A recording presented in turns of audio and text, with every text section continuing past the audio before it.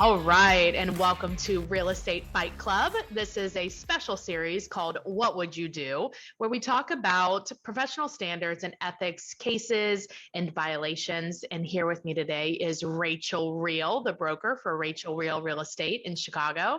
Hey, Rachael. Morning, Jen. How are you? I don't know. Are we getting a good one today?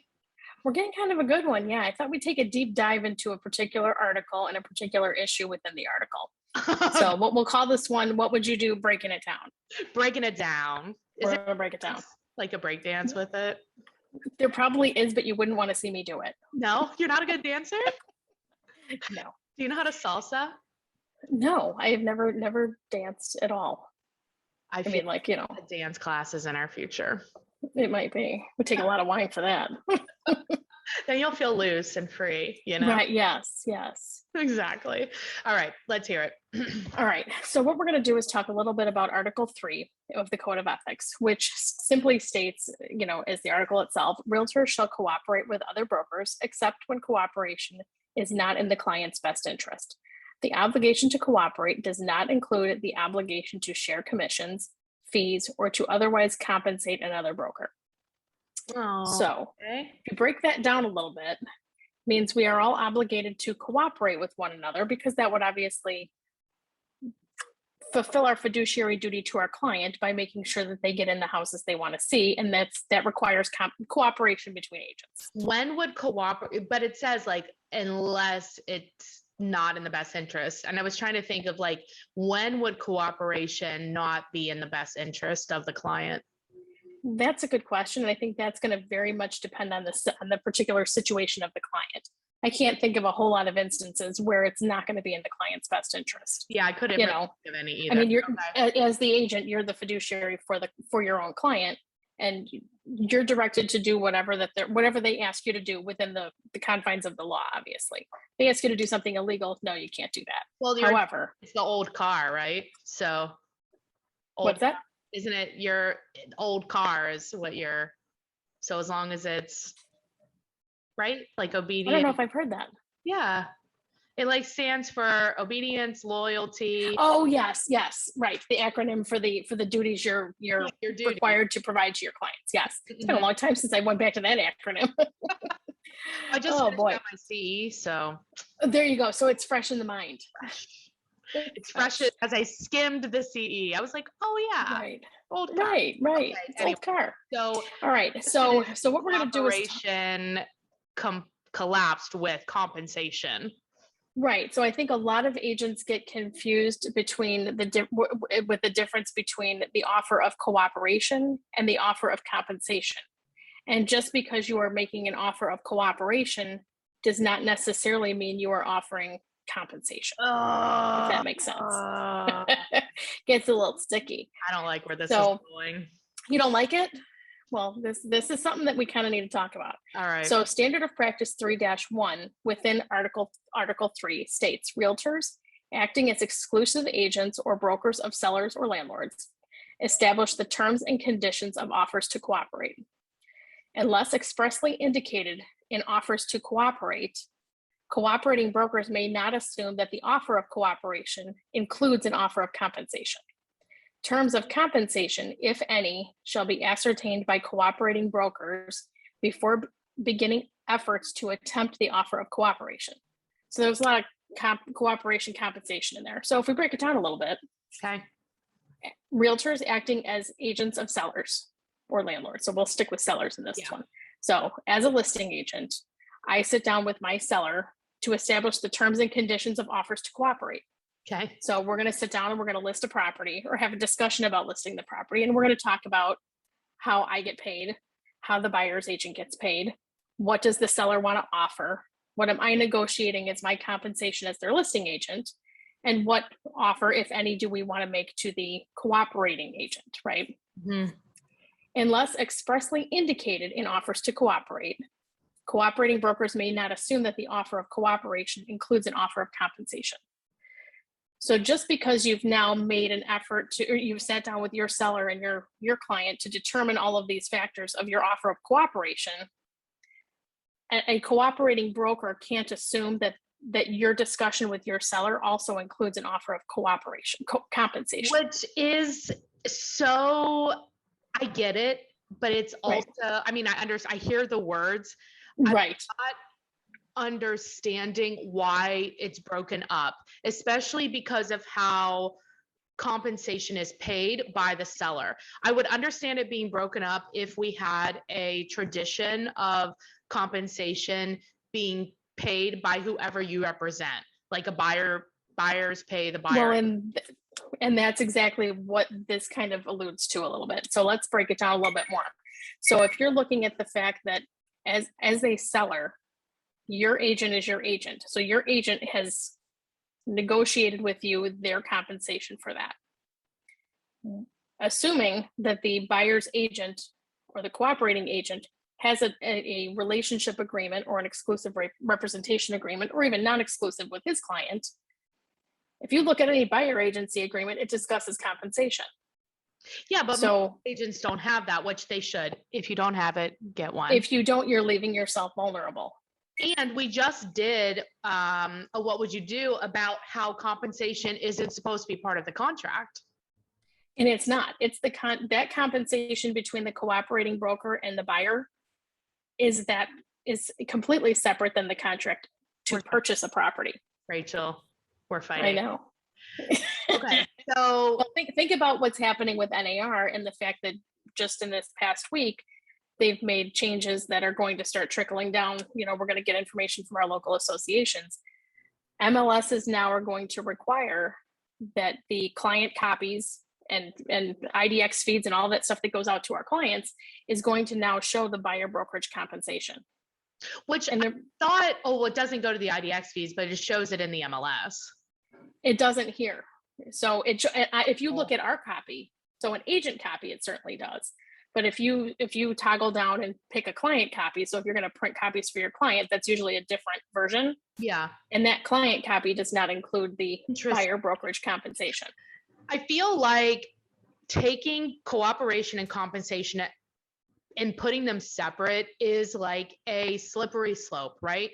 So if I represent the seller and the seller's like, yes, I want you to cooperate, but I would like the buyer to pay for theirs. So then we're offering zero compensation. The seller is offering zero compensation to the buyer. Okay. Mm-hmm. That would be so easy to do because as realtors, our code of ethics, we can't not show because of the compensation. Ding, ding, ding, ding, ding. So it's like, why would the seller offer any?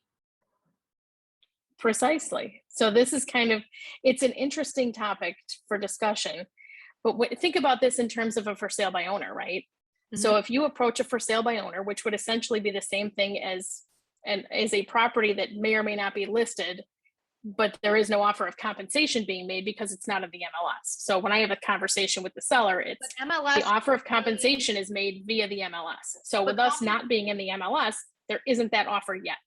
No, but even in the MLS is not used. It's only used for cooperation, not compensation.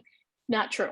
Not true. Okay. Not true. Yes. For compensation. It's both. It's for compensation. So in the absence of a property not being on the MLS, as a buyer broker, then you have to negotiate that and ensure that you have that all ironed out before you show a property. So for instance, allowed to do it on the offer.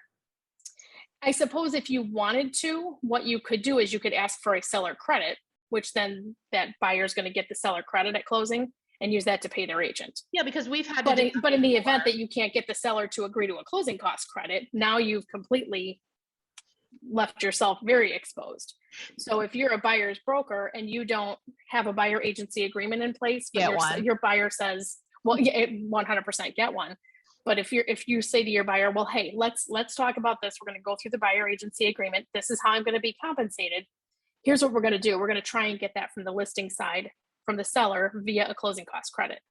If they don't give you one, or if they don't cover the entire expense, then it will be on you to supplement that with your payment. You agreed that it would be owed. Yeah. Right. So think about this, right? So the other day I looked at a place with my husband to buy. kind of like thinking, what do we want to do with ourselves You now should that our not kids are gone? represent yourself. Did you not listen to the podcast? Well, that's, yeah, I completely disagree with that. No. I've represented myself, I don't know, but 10 times now. Okay. It's always gone fine. I want to fire my husband as my husband and a client by the time it's over, but that's a whole nother story. All the more reason you should not represent yourself. Right.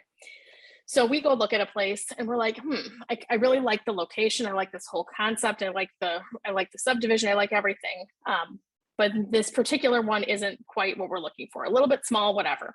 So I go back to my MLS and I start searching around and I go, okay, well, another brokerage in town has a whole lot of listings that have come and gone there. So the same night I reach out to the agent, I say, hey, via email, do you ever have, if you ever have anything coming up in this subdivision, would you let me know?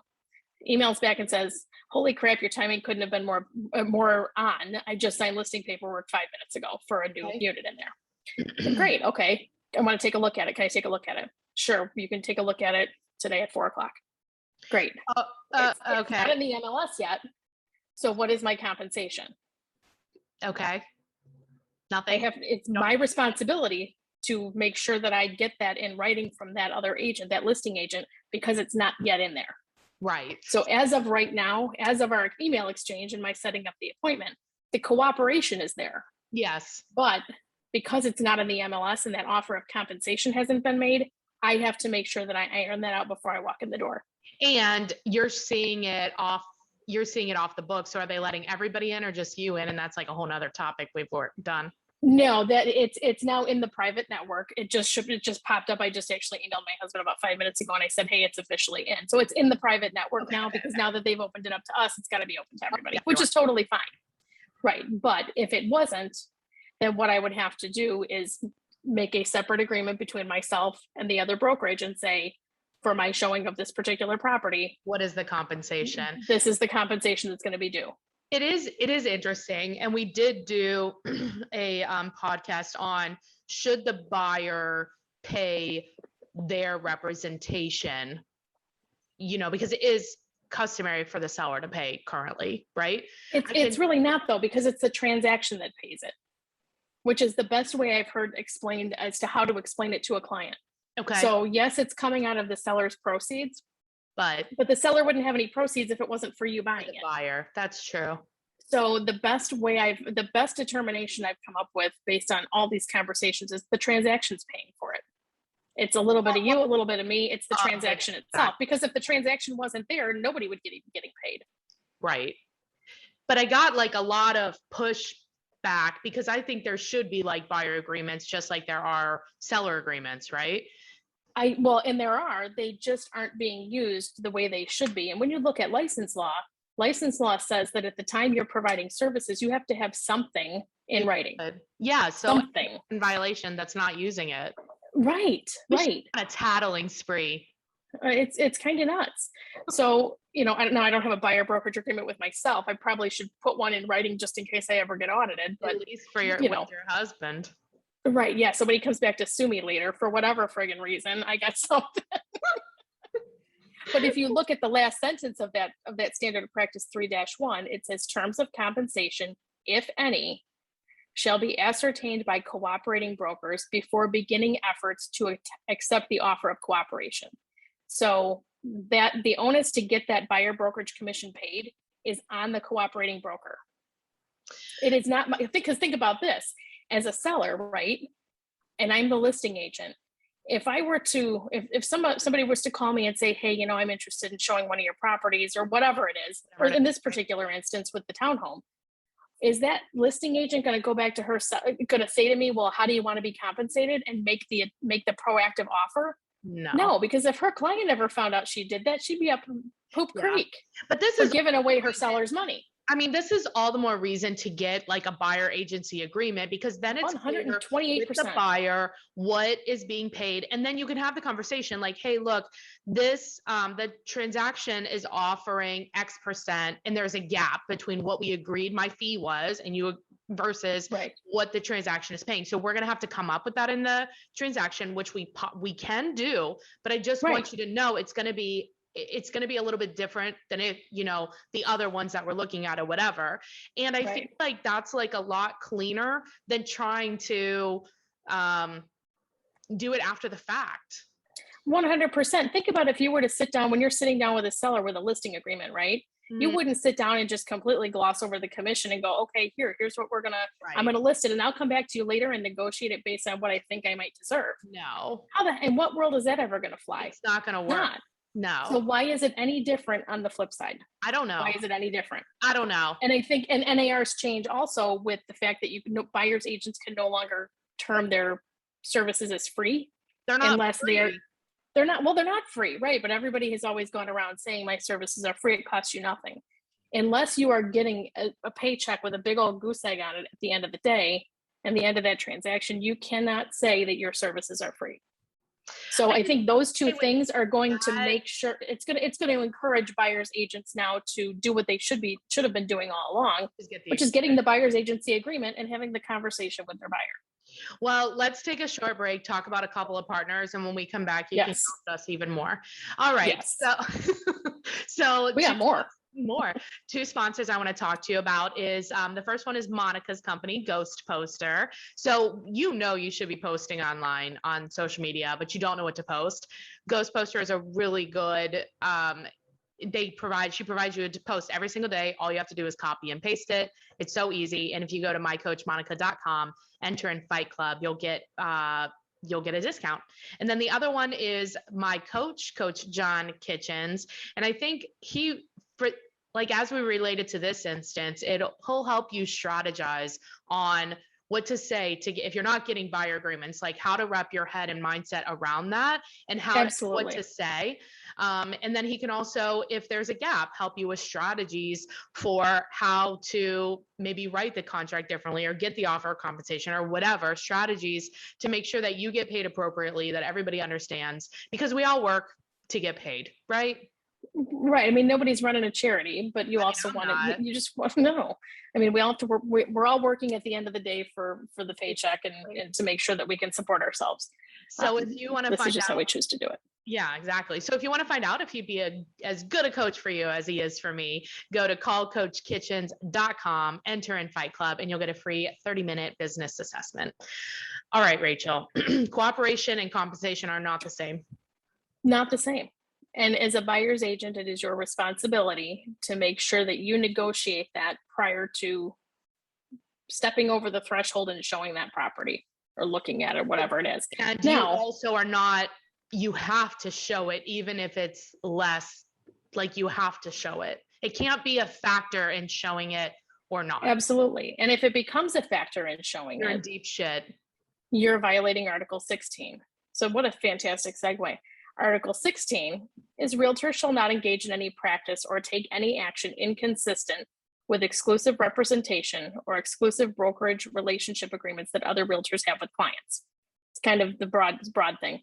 16-16, which applies more to what we're talking about here, is realtors acting as subagents or buyer tenant representatives or brokers shall not use the terms of an offer to purchase to attempt to modify the listing broker's offer of compensation to subagents or buyer reps or brokers, nor make the submission of an executed offer to purchase contingent on the listing broker's agreement to modify the offer of compensation.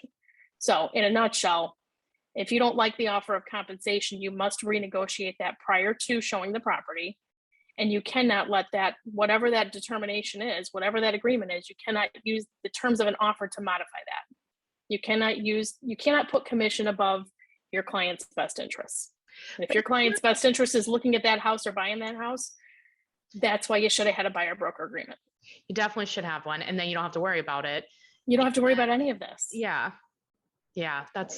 It's sticky. It's a mess. It is. And that's why I think buyers should be their own agent, even though most people disagree with me.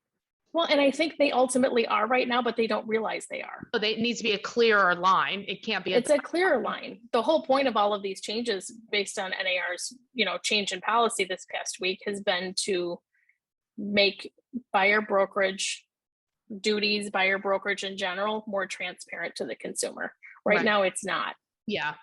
You could go pull 10 consumers off the street and ask them how their buyer's agent gets paid, and I'll bet you not one of them would have an accurate answer for you. And that would probably include an agent. If you ask 10 people, it would probably include an agent, and that agent isn't going to know how the buyer's broker. That's so true. And it is interesting. Transparency is interesting, right? Because yes, I believe in transparency, but I also, it's very difficult to explain what we do for some reason. And to have the expectation that transparency equals understanding is not correct. I see what you're saying, because I do think that it's a complicated business, especially when you take into consideration the code of ethics. Yeah. So trying to explain this particular scenario to someone that's not in the business, they're going to look at you like you have three heads and everything's spinning. Yeah. You have to really be in it to understand it. So that's why I think transparency and breaking it down into manageable pieces, and coming up with the right scripts to explain it in such a way that the transaction pays for it. So that means the seller pays some and I pay some. They're going to think that they've got to come up with that money too as a check, like in cash. Well, and that's why you have a buyer consult. I mean, you and I have talked about this 1,000,001 times, and we can beat a dead horse all day long about this, about buyer agency agreements and buyer consults. Mm-hmm. This is what a buyer consultation is. Yeah, exactly. Again, would you list a property and just do a drive-by, like literally open the car door, throw the sign in the yard and walk away and then hope something's going to happen? I mean, I have. I mean, you have paperwork for that. So, and that's part of a script that I use with the buyer too, is if I'm listing a property, so there's listing agents and buyer's agents. If you're selling a property, we have paperwork to do. Yeah. If you're buying a property, we have paperwork to do. Right. It's just different forms. It's a common thing. Are you hiring me to help you buy or sell a house? Like, are you hiring me to do that? And until you hire me, I cannot work for you. Don't understand why it's so hard. Stop it. Well, and you come back to license law. Explain, Illinois license law does not permit me to perform broker duties for you, which would be blah, blah, blah, blah, blah, whatever these things are that you're asking me to do. I can't do them until we have a written agreement. Yeah. Because if the lady from the state comes in and looks at my records and sees that I sold you a property and I have no documentation around it, now I might have a problem. Exactly. That makes sense. There's a lot to it. There's a lot. Well, so we broke it down. I kind of feel beat up a little bit. Do you a little bit? Even though we agree, I still feel beat up. That's a special skill. It's a resume builder. It's right. I beat you up, but I do it well. You're so good. If people have a referral for you in Illinois or they have a question, what is the best way to get a hold of you? The best way to reach me is by cell phone at 630-542-8688 or via email at rreal@dealwithreal.com. Love it. Have a good day, Rachel. Yes, you too. Thanks, Jen.